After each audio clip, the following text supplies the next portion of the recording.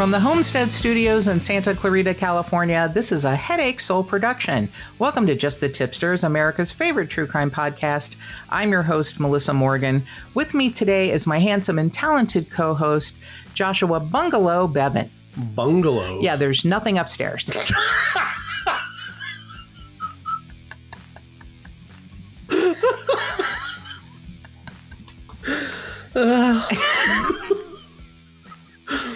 I mean, it brings me such joy to hear you laugh at the terrible names I call you. Mostly just for show. Yeah, good.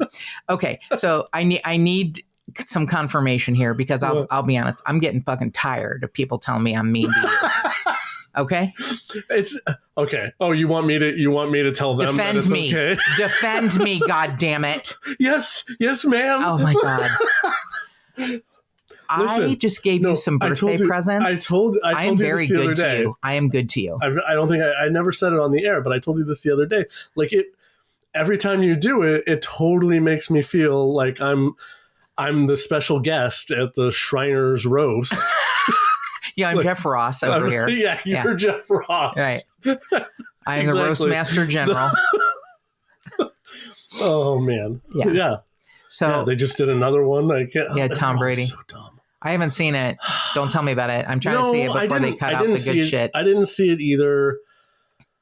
I always hope that I get to see highlights because there's it's usually 90 minutes of garbage with 5 good jokes. Yes, and exactly. I'm waiting for somebody to do the super cut of the 5 or 6 good jokes. Apparently, Nikki Glaser knocked that out of the ballpark. Okay, so all right, yeah. I mean, because sometimes they're just mean. Yes, that's the whole point. Well, okay, but not funny. Right. Just mean and not funny. Right. I want them to be funny. I think the point is that you just don't know what the tipping point is where someone's going to get hurt and get mad and make a face. Sure. I think everyone's waiting for that, like a car wreck. You're waiting for a car wreck. Yeah. But yeah, so Tip-Ster Michael last night said, you need to be nicer to Joshua. And I'm like, go fuck yourself. How about that? How about you go fuck off? Because I am fucking nice to him. I'm tired of defending myself to others who think that I'm mean to you. So tell him I'm nice. Thank you, Michael. Fuck off, both of you. I appreciate it. I don't want this to come down gender lines, but I will tell you, I got a lovely comment on Spotify, which, I don't know how many people listen on Spotify. Oh, yeah. But a lovely girl named Kate, spelled Kait, said, I love the names that you call Joshua. I use them for all my coworkers. And I'm like, that's the whole point. Yeah. It is. I like it. It's mean names for your lazy, evil coworkers. Right. And that is you. You're my little bungalow. So, yeah. You tell Michael I'm good to you right now. Tell him right now. I appreciate. Tell him. Tell Michael I'm good to you right now. Thank you for coming to my defense. I don't really need the defense. Okay, good. All right. No, good. Okay. Tell them that I hug you every time you come over. I tell you how much I love you and what a great friend you are to me. And if I call you bungalow, it's, deserved. It's probably deserved. Okay, good. All right. Okay, good. Yeah, I'm getting a little tired. I know you do it because you love me. That's it. Yeah. Now I sound like the great Santini. Like I'm beating my kid because I didn't just show him a lesson. Come on, squeeze a few tears out for me. No. I mean, the other side of it would be like if you were nice to my face and talk shit behind my back. No, I talk shit to your face. Yeah, that's the way I am with everyone. Thank you. Everyone knows where they stand with me. Yeah. For better or worse. I have no poker face. You can confirm that. You know how I'm feeling every minute of every day. Yeah. If I lied to you, you would know in a second. Oh, for sure. I'm a terrible liar. For sure. Terrible. I'm also a really good lie detector. Oh, okay. Like even people who are good liars, I'm like, interesting. Really? I have friends who say they have a great bullshit detector. Sure. I don't think I do. I think I am like a weird 3-legged lamb out in the woods. Like, hi, Mr. Yeti. Oh, just yeah, like real, like naive. I'm very naive for my advanced years. I know. Yeah, yeah. Yes, we've come across this many times. Yes, with your 12-year-old boy dick jokes that I think are something completely different, and I'm staring at you like, why is he laughing so hard? Why is he laughing? What are you talking about? Yeah. Joshua says I need the D, which I do because I have terrible allergies. And I believe we're talking about Claritin with the decongestant. And he is offering to be my wingman, which I don't need to be. I don't need a wingman to get an over-the-counter. I don't think you need a wingman. You want to be my wing? You just want to watch? I think you can. No. God, no. What's the thing about dudes and watching? I don't get it. I don't want to watch. Yes, you do. No. Oh, yes, you do. Yes, you do. I couldn't just sit still and watch. Well, I'm only a 2-input girl. So, we have to wait in line. I'm not a 3-input girl. So yeah. Only 2. Okay. Only 2 available. Okay. Yeah. That's fine. I have a meme I meant to send you, and it's a work truck, and it says rentaman. .com or .net or something. And then on the thing that flaps down on the back of the truck, I don't know what's it called, but the tailgate. Okay. It says in quotes, no butt stuff. And I was like, this is a company I need to know more about. Okay. Rent a man, in quotes, no butt stuff. Yeah. I was like, this is like truth in advertising. I'm deliriously happy about it. Okay. Yeah. But maybe other stuff, I guess. Yeah. The front butt. Just specifically no butt stuff. Yeah, specific. Very specific. Okay. To me. Okay. Yeah.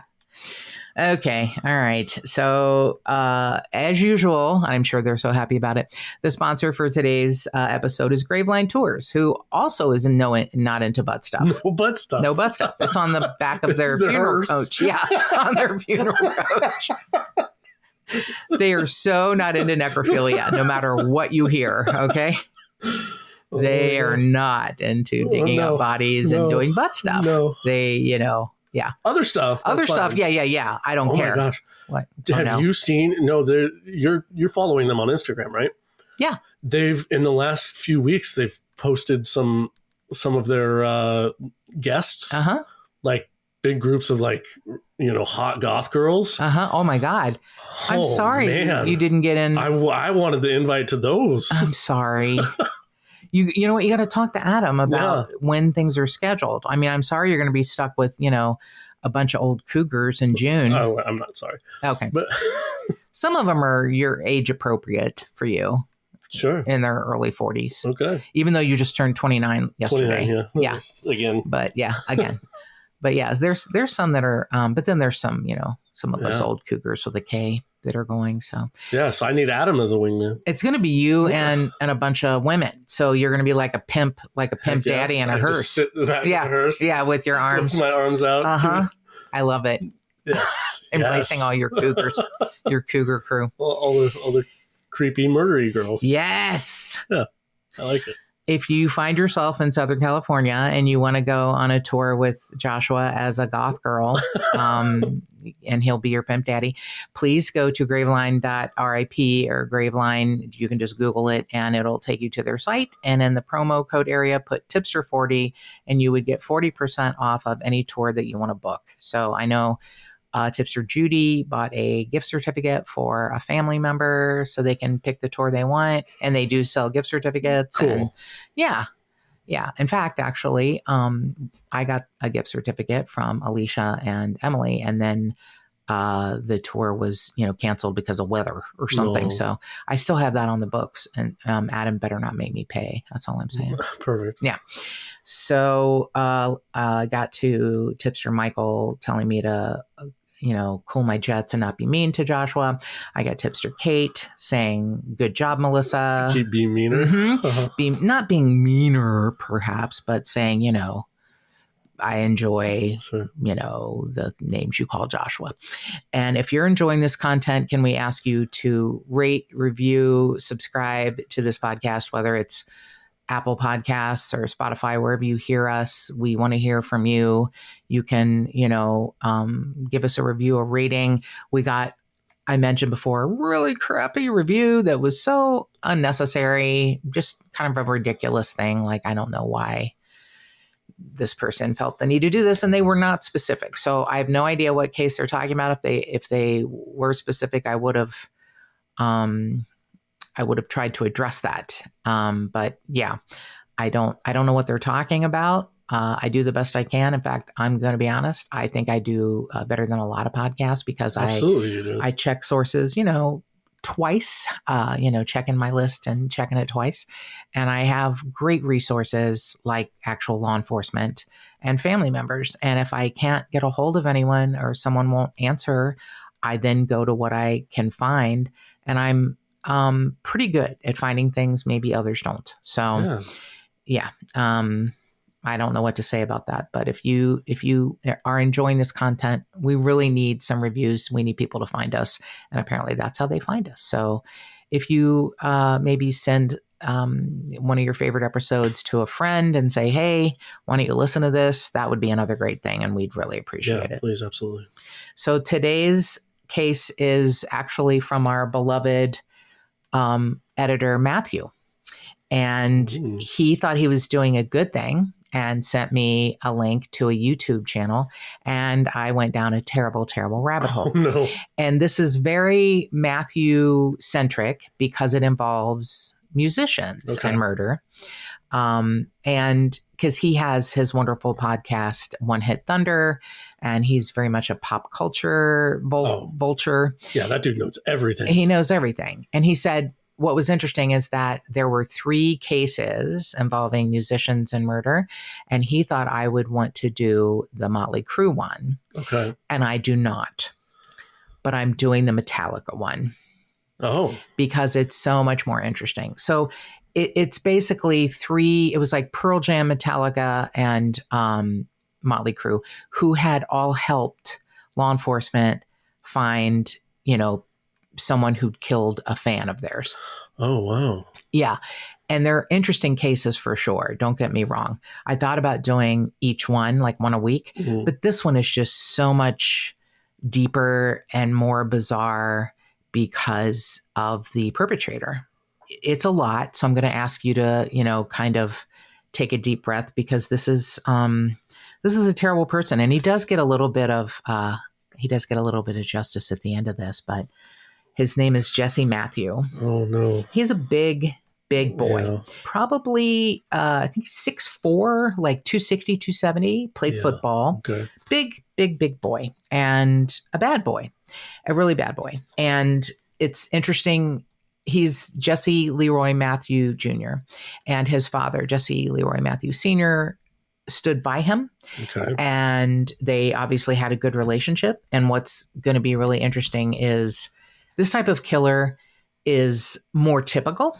And the case we're going to cover next week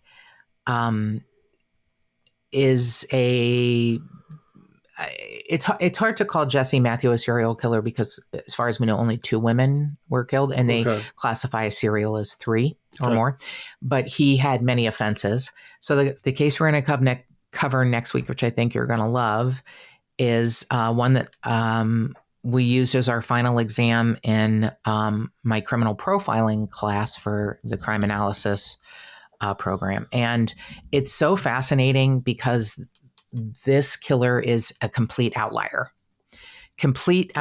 Just like, he does not fit any of the profiling. No. So you learn the whole thing and then by the way, here you go. Yeah. This doesn't fit. Right. Okay. In a lot of ways. Now he's more close to the vest about family, but by all accounts, not a bad family. And I don't think Jesse Matthew had a bad family. Listening to his father being interviewed with his soft face and saying, this couldn't be my boy. All he does is help people. If something happened, I can see him offering a girl a ride, but nothing. Yeah, well, sorry. Your son's a piece of fucking shit. Okay. So anyway, Jesse Matthew, we're going to have a timeline, but what we're going to start with is how James Hetfield, the lead singer for Metallica, did a PSA, about the case, and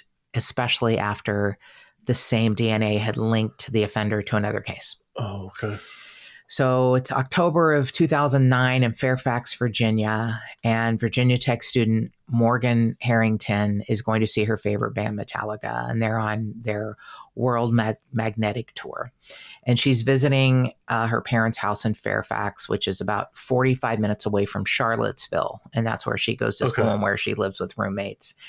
She gets dressed at her parents' house. She has a Pantera t-shirt, which is ironic, going to see Metallica, but she has a Pantera t-shirt. Well, yeah, you don't want to. You don't want to wear your Metallica shirt? No, you don't want to be that guy. You don't want to go to the concert of the band that you're seeing with the shirt of the band that you're seeing. That seems like you would want to do that, but I'm apparently I'm too on the nose. There's a whole thing that I misquoted from PCU. Oh yeah. I would wear my Metallica shirt to the Metallica concert, but apparently I'm not cool. I guess you wear your Pantera t-shirt to see Wayne Newton or something. I don't know. Sure. Is that too? I don't know. I'm the other way. I'm that guy all the time. Yeah, I would wear. I just like you have on a Sublime shirt, which I love that one because it's so bright and colorful. Thank you. Yeah, I would wear a Sublime shirt to Sublime, except Bradley Knoll died or whatever. So anyway. Yeah. Well, that's true. Yeah. No, like I'll wear Marvel shirts to a Marvel. I'm sure when the next Star Wars movie comes out, you're going to wear the Star Wars shirt I got you for your birthday. Yeah, exactly. Thank you. Okay, we've gone far afield. Yes, now we're talking about fashion. So Morgan is at her parents' house and she puts on her Pantera t-shirt, a mini skirt, black leggings, and boots. Okay. And she is ready to go. So she heads back into Charlottesville to pick up her roommates and friends, and they all go to the concert together. So they get into Morgan's car. They get to the arena at 7 p.m. An hour later, one of the opening bands is playing, and she tells her friends, I'm going to the bathroom. Okay. So she leaves and goes to the bathroom, but she actually also went outside to smoke a cigarette. And the arena, I think it's the John Paul Jones Arena, they have a no reentry program. So her friends don't think much about her going to the bathroom. They think maybe, there's a line. Sure. So it's been about a half an hour. So it's a little after 8:45 and one of her friends calls Morgan and she goes, look, I'm outside the arena and security won't let me back in. The friend realizes that Morgan's car keys, are in her hand. Oh, okay. The friend's hand. Okay. So, Morgan goes, don't worry about it. Take my car. I'll find a ride home. And there's no way to get back in. Nope. I know. Maybe this was, before bracelets or, wristbands, 2009. That's 15 years ago. Yeah. Man. So after the concert's over, her friends try to call her and they look around. There's no answer. They look around the parking area. They can't find her. They are there for a couple of hours and they finally are like, you know what? I guess we'll just go home. When they get back home to the dorm, they realize that she's not there. So they call the University of Virginia police and report her missing. Mm. So the University of Virginia police start at the John Paul Jones Arena, start there. And they're, moving out, trying to find out, where could she be? The next day, Morgan's dad is waiting for her to return back to their house. And he gets a call from the University of Virginia police. Okay. And they have found Morgan's purse. And at first, her dad thinks, oh, it's odd. Maybe she dropped her purse accidentally somewhere. But Morgan's mom is like, nope, no, she would never let that out of her sight. Right. Something bad is wrong. Right. They spread out searching. They find her cell phone in an overflow parking lot, and the battery has been removed. Oh, no. Morgan's disappearance looks like it could be, foul play. So the Virginia State Police take over for the University of Virginia Police Department. Okay.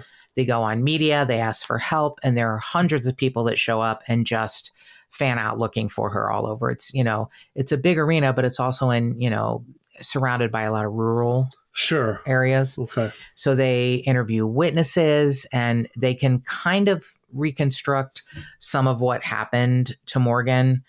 Security guards remember seeing, a pretty girl in a Pantera t-shirt, and they warned her that if she left, she couldn't come back in. But, she's like, I need to go outside and smoke. And they let her walk out, but she can't get back in.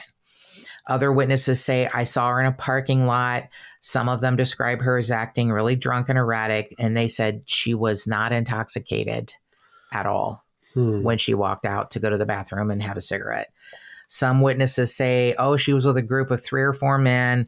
One woman said she saw, someone matching Morgan's description on a bridge, alone and hitchhiking at 9:30 p.m. Another woman says, oh, I saw her with some men on campus, like she made it all the way back to campus at 3:45 in the morning. And, they are just, all of these things are kind of not panning out. Sure. So they looked through hundreds of hours of surveillance footage from every surrounding camera, but she just doesn't appear to be anywhere. Sure. The, massive searches continue. They look around a tunnel system beneath the campus of the University of Virginia. Local students join police helicopter searches, search dogs on the ground, and Crime Stoppers offers a $100,000 reward. Now, James Hetfield does a PSA and they chip in another $50,000. So there's a $150,000 reward. Wow. Yeah. Saying if you have any information, please call the Virginia State Police. And they, he's sitting, it's a really great PSA because he is sitting like backstage and there's like speakers around him, but it's a great background because you know who he is, you see what he does, but it's not distracting. Okay. It's just him, from like the waist up. It's authentic and real. And Cool. he does a great job. Cool. I was highly impressed with the PSA. So on November 11th, students find Morgan's shirt in some bushes near an apartment building that's close to the campus. The shirt is laid out flat on the bush with the letters facing up as this whoever left it there wanted it to be found. There's long blonde hairs on the shirt, and they identify it through DNA as belonging to Morgan. There's also other DNA on the shirt, and the police send that out for testing. But besides the shirt, the searches and investigations turn up nothing, and after 8 weeks, the police finally call it off. Morgan's parents keep trying to put her case in the public eye, and then it starts to get colder, and winter sets in Virginia, but there's no new leads for months. And then in January of 2010, a farmer in nearby Albemarle County is riding his tractor, and he's checking on his 700 acres, and he sees what he thinks at first is a dead deer. And he gets closer and he finds it's a human skull, and he immediately calls the police, and it's the skeletonized remains of Morgan Harrington, which they confirm using dental comparisons. Jeez. Her skeleton shows evidence of trauma. Now, here's the part that's going to be uncomfortable. She has a broken nose and quite a few other broken bones. And you know how it's not easy to break bones. Yeah. No. She's so decomposed, they can't determine a cause of death, but the manner of death is clear. It's definitely homicide. Based on where she's found, as well as where her shirt is found, investigators believe that the killer is familiar with the area. And they think, you know what, this can't be his first time. Oh, wow. He's done this before. So when the results come back from the DNA that's on her shirt, it's a match for DNA that was collected in 2005 in Fairfax, Virginia. Okay. A young woman was walking home from the grocery store, and she was snatched from behind and dragged out of sight. Her abductor started trying to rape her, but was interrupted by a passerby and fled. Oh. The victim was able to give a description of her attacker, a large black man, and they created a sketch from her description. And the sketch is so close to Jesse Matthew. Oh, wow. Some of his friends say, wow, you look just like that sketch. Oh, geez. Yeah. The DNA did not match any offenders in CODIS.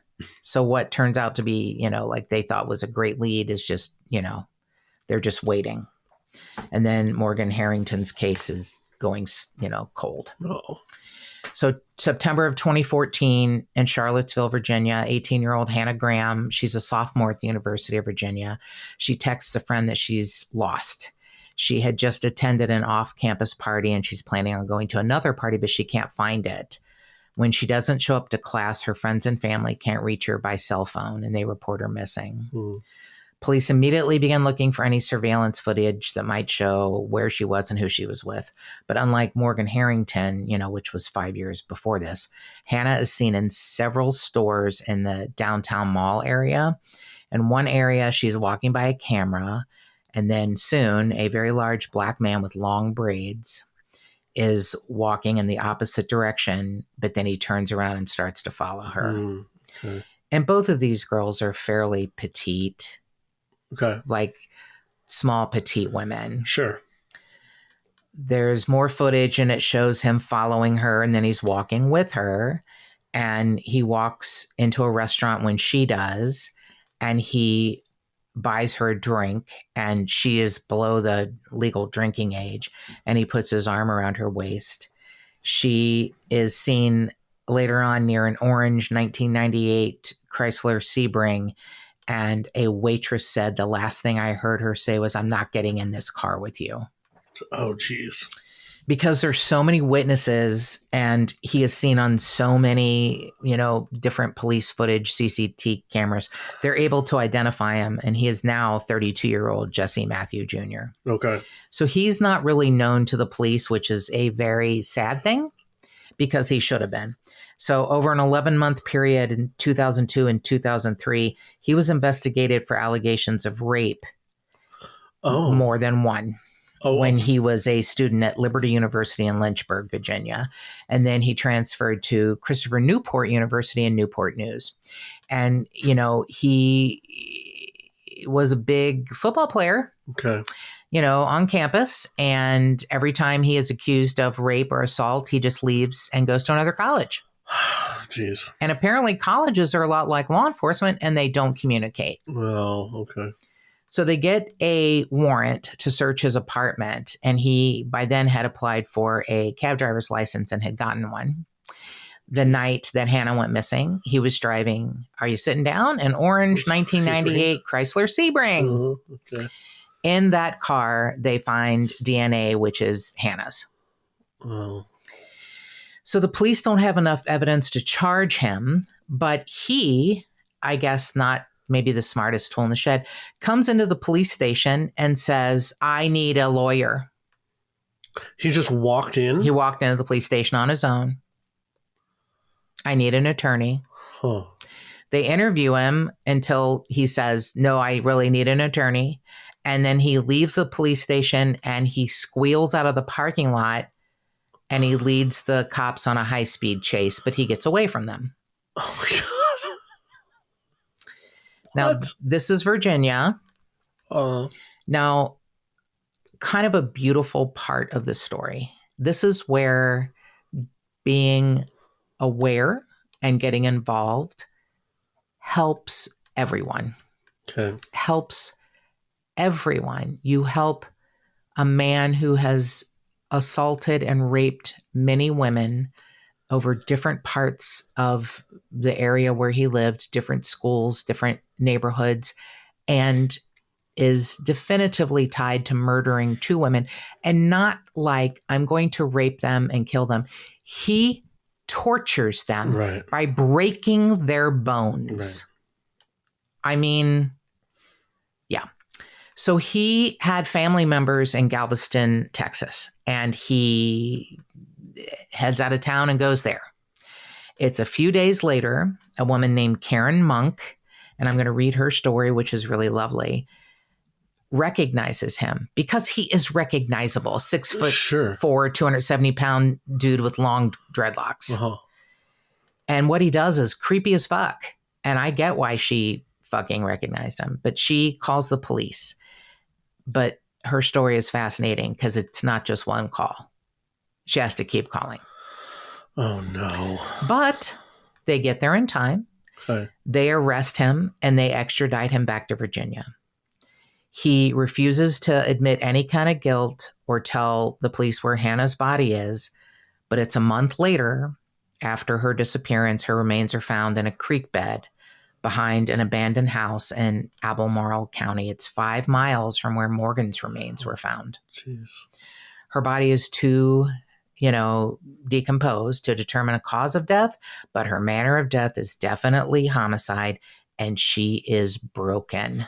he has tortured and broken these girls. God. So in October of 2014, he's charged with attempted murder, object sexual penetration, abduction with intent to defile. And this is on that attack from 2005 that someone, a passerby, stopped and he ran away. Yeah. He originally pled not guilty, but then when he came to trial in June of 2015, he entered an Alford plea, which means, you know, I'm innocent, but it looks like you've got a whole lot of evidence that could convict me. Sure. He is finally sentenced to 3 life terms, which I will tell you, I thought he was sentenced to 2 life terms. And then I've also heard he's been sentenced to 4 life terms. So I don't know. I can't find, and I have a whole lot of, you know, CBS, Charlottesville, NBC, Fairfax, Medium.com, New York Times have even made it as far as the Toronto Star. It was a pretty big case back then.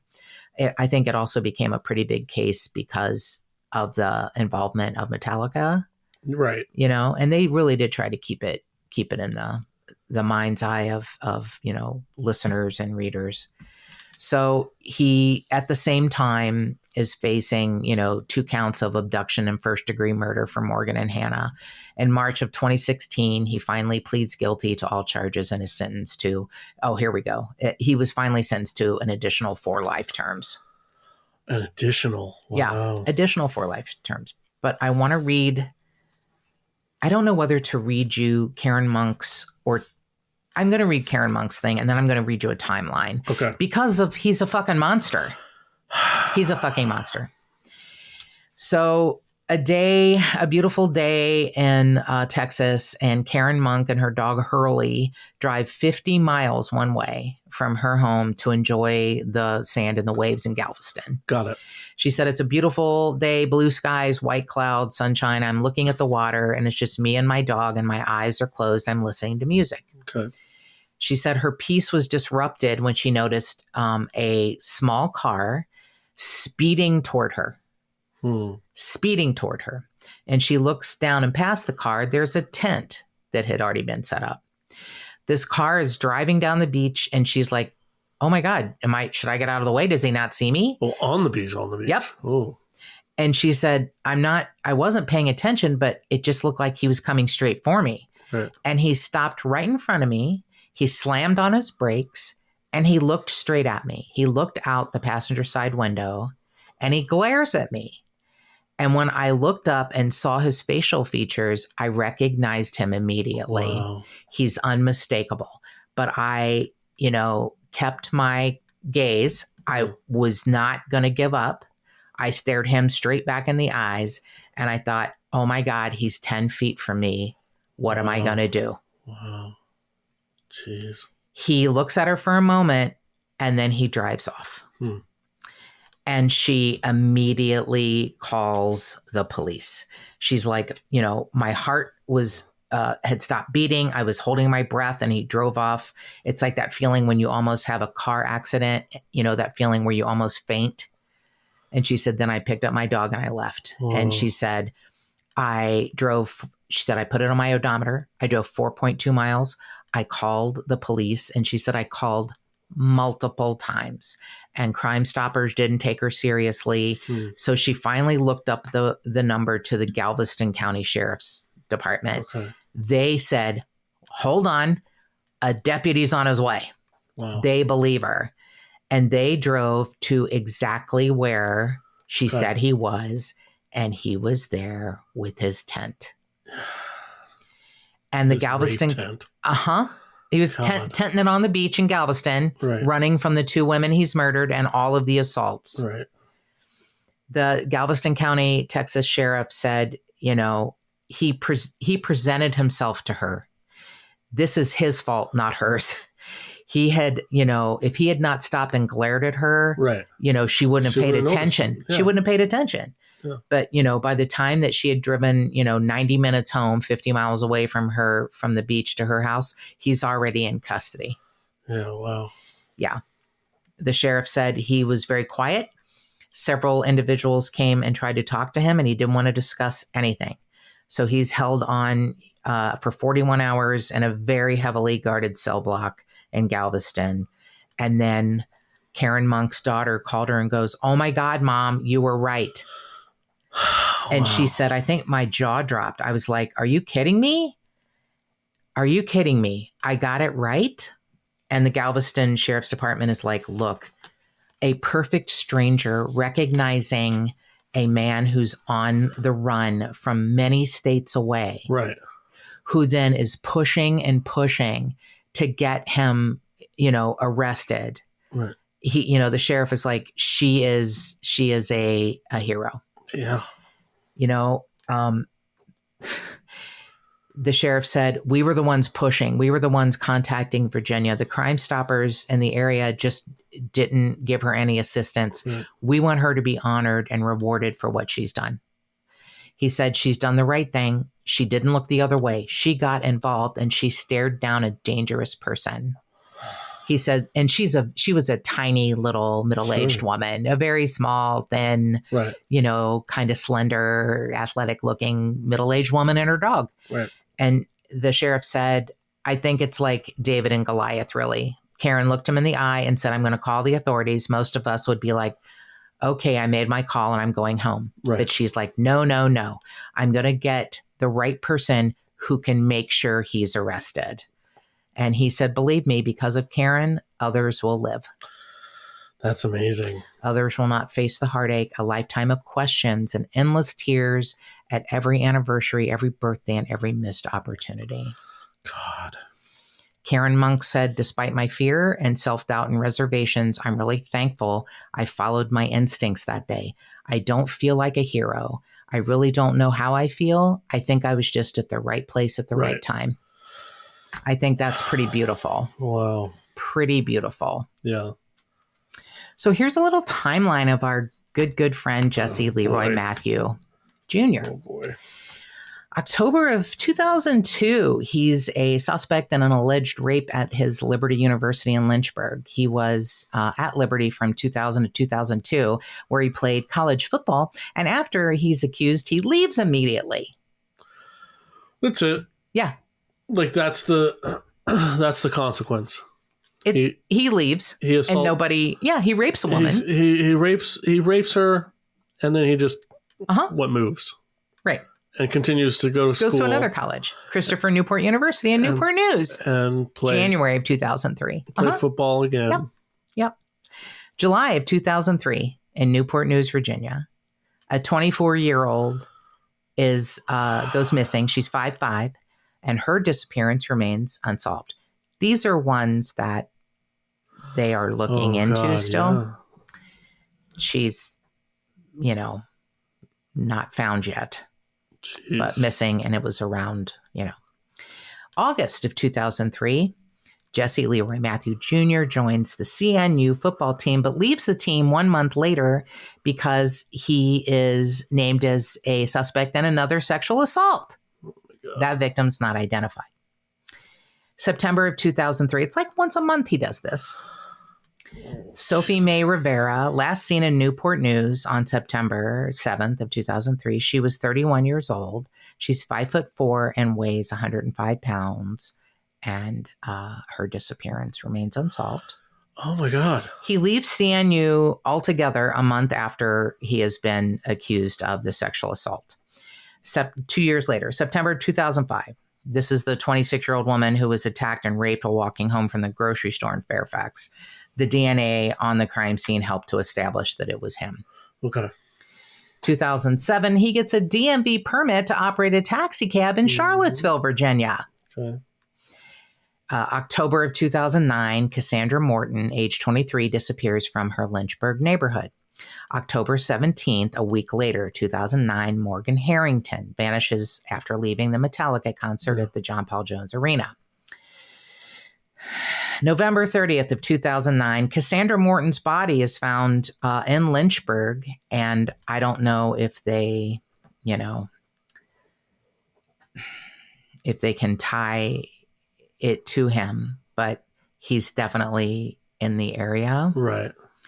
January of 2010, Morgan Harrington's remains are found, in Albemarle County. His taxi permit expires in 2010. Okay. New evidence released March of 2016 states that Jesse Matthews' cell phone pinged near the farm where Morgan Harrington's remains were found.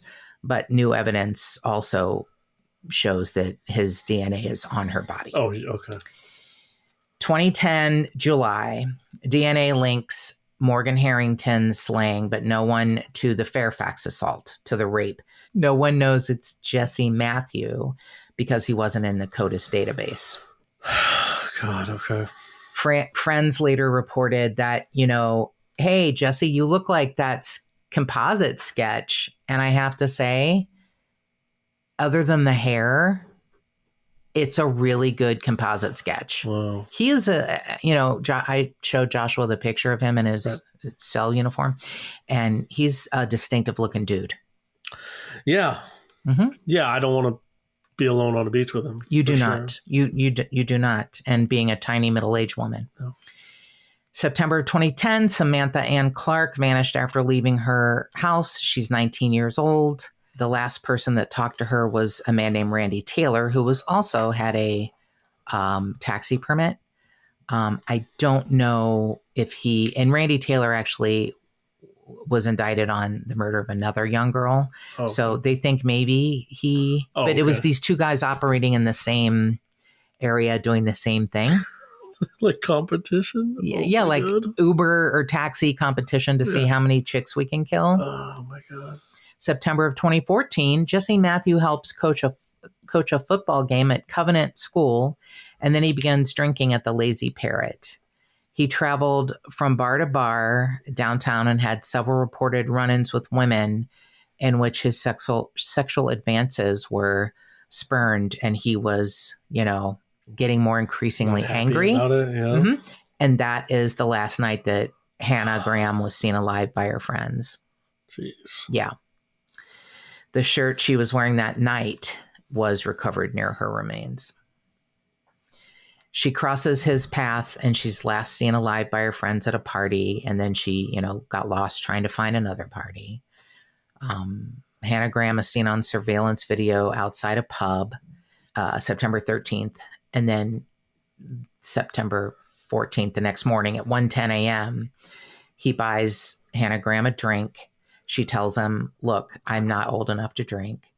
And at 1:20, 10 minutes later, she sends a text to friends saying, I'm kind of lost. I'm wandering around this area. And the waitress says that the last thing she heard was Hannah Graham saying, I'm not getting into a car with you.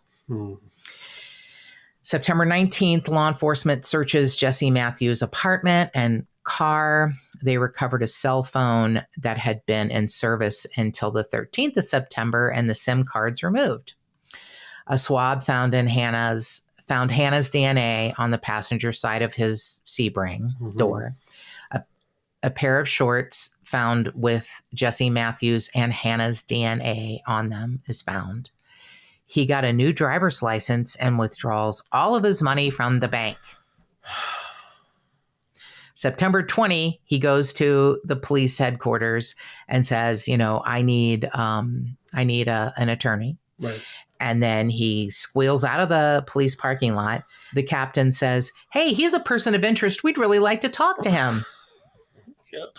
So he admitted to murdering both women and to raping a series of students back in 2013 and 2014. And he was hoping to get a plea deal of 25 years in prison. And they're like, yeah, no. No. How about 4 consecutive life yeah, how about life sentences? Yeah. So, in the meantime, when his defense attorney is trying to get a plea deal for 25 years in exchange for admitting to the murders of Harrington and Graham and all of the, other rapes and say where her body is located, her remains are found. So fuck you. Right. You've got no shit, fucker. Sorry. So here's my favorite part. 2020, on a jailhouse phone call, he is heard telling a female, I have stage 4 colon cancer. Oh, I know, I'm smiling. It hurts my face. It hurts my face so much. I'm smiling so hard. And he is transferred to a prison hospital. Wow. I know. But that was December of 2020, and he's still alive. So he's rotting from the butthole out. 4 years later. Why 4 can't years he later. just go into that good night Well, or bad night? I don't know. I mean, I'm imagining colon cancer doesn't feel that good. I can hope so. Yeah. You know what I hope it's from? A lot of prison rape is what I'm hoping it's from. Is that how it's contracted? I'm not a medical doctor, but I'm not either, but I'm hoping. Yeah. I'm hoping it's because he has asshole dysplasia because it's been ripped open. So often. By Big Dave or something. God. And picture how big Big Dave must be. Yes. Yeah. Yes. Yeah. I am picturing it. And I'm not really a visual kind of person. Wow. I know. Wow. I know that was a lot. So, but I love the fact that Metallica added to the the reward fund. That's really good. Did everything. There's video of them holding up her picture, and saying, look, the DNA found on her shirt, on her Pantera shirt, here's another PSA, buy Metallica shirts, is the DNA on her Pantera shirt is linked to an assault in Fairfax, Virginia, rape that was interrupted, but he's still left DNA. So, this is a dangerous person that needs to be off the streets. I mean, how many rock stars are gonna? I don't know. And it's huge crowds. It's huge number of people. They have a big voice and a big platform, and they used it. That was right in their heaviest. Yes. Yeah. Yeah, selling out huge arena tours. Yeah, huge arenas. Yeah, they had just gone up against Napster. Oh wow! Like that was the big height of their trying to get notoriety or whatever. Right. Yeah. Trying to get artists paid to use it. Yeah. To use it for the good. Yeah. And there's a video of, Morgan's parents hugging them, and Morgan's parents started several funds and there's so much great information about this case. You can find all sorts of stuff, but they started scholarships, I just really am happy that Jesse Matthew has ass cancer. Sorry. Couldn't happen to a nicer guy. Yeah. Well, the only thing would be better is if he had dick cancer. Well, dick and ball cancer. Maybe it'll spread. That's my boy, Joshua. Yes. Well, no. So I'm. Does this make me a bad person? No. Okay, good. No. All right, good. He's still alive. There are 2 or 3 missing person. Unsolved, where he was in the area, very close to the area. Have they been pressuring him about that? He won't say anything. Okay. He won't say anything. I mean, because we know he's kind of a dum-dum. If he walks in and says, hey, I need a lawyer, and then squeals out of the parking lot. What do you? And then leaves town and goes to Galveston, Texas, where he has family and is camping on the beach. Yeah. And God bless Karen Monk. Yeah. I mean, that's amazing. There's a couple of takeaways. A lot of people die without facing, any kind of retribution here in this world. And, whatever your beliefs are, if there's another plane beyond this one, maybe they get a retribution. Maybe they feel some sort of justice, or maybe they don't. Maybe they just blend into the energy and bring everybody else down. But when someone gets a really life-threatening, terrible cancer, I don't even know if I believe in karma. And I don't know that I don't know that we always get to see karma in our lifetime, but this was kind of I was happy about this. Yeah. But the other takeaway I have is God bless Karen Monk. God bless people getting involved, being aware, looking at someone, and not just calling Crime Stoppers and having them poo-poo her. Right. Keep going. And I'm going to call a goddamn Galveston Sheriff's Department. Somebody will listen to me. And they fucking did. And they fucking got him. Yeah. Wow. I mean, there's getting involved and there's staying involved until you see it through. Yeah. Because how easy would it have been to be like, oh, there was this really creepy dude. I think he looked like that sketch. Right. And then go, well, that was 3 states away. Right. Maybe I was just freaked out. And and I'm projecting that he looked like Right. that or what. Forget it. I'm just gonna go home and, you know, bury my head. Yeah. Mm-hmm. Take my dog home and chill and get over this thing. Yeah. But yeah, she didn't. No. Yeah, that's amazing. Kept it up, called around till she got someone who believed her and listened to her, waited until they arrived, said, here's exactly where he was, put it on her goddamn odometer. Right. So exactly, because I'm sure, you know, the beach is pretty fucking big. Oh, yeah. Yeah. But she's like, it's exactly, meet me here at a fruit stand. And it's exactly 4.2 miles away. And that's where he is. And oh, look, there's his tent and his car on the beach. Yeah. Well. Yeah. God bless Karen Monk. Yeah. Yeah. That's and you know, that's the title of this podcast. You know, it started as a 12-year-old boy dick joke. For sure. But it has turned into something that is so much more beautiful than I could have ever imagined. Right. And God bless the tipsters that call in viable tips. And there have been many of you. Right. And I am grateful for that. Yeah. Absolutely. But I'm really grateful for Karen Monk. And I'm really grateful that Jesse Leroy Matthew has ass cancer. Sorry, I have to stop that. I'm really in a dark place right now. So, yeah, I'm just going to pray for the best possible outcome for everyone who he has hurt. And if that means he stays in prison with a sore asshole, then that's where he stays. But if he goes gentle into that good night where taxpayers are not paying for food and chemotherapy. For ass chemo. Yeah. Ooh, that's your new stripper name. Joshua Ask Chemo Bevan. We're going to be canceled, aren't we? Yeah, We're so going to be fucking canceled. Please accept my apology. It was my fault. I take all the responsibility. I don't take anything back. And he'll do it again. He'll do it again. Right, exactly. That's why we are such a great yin and yang. I apologize profusely, and you're like, yeah, fuck it. Nope, I said what I said. You're going to cancel me? Right. All right. I'm going to double down. Oh, happy birthday to my beloved Joshua Ask Cancer. Ask Chemo Bevan. And if you have a tip on a missing person or unsolved homicide, you probably don't want to call us because we're awful people. Or if you just want to suggest a case, please give us a call at 832-TIPSTER. That's 832-847-7837. You can email us at jttipsters@gmail.com. You can find us on any social media platforms, the Just the Tipsters Facebook page, at JT Tipsters on Instagram, at JT Tipsters Pod on Twitter. We have a YouTube channel I forget about every day, and more cowbell.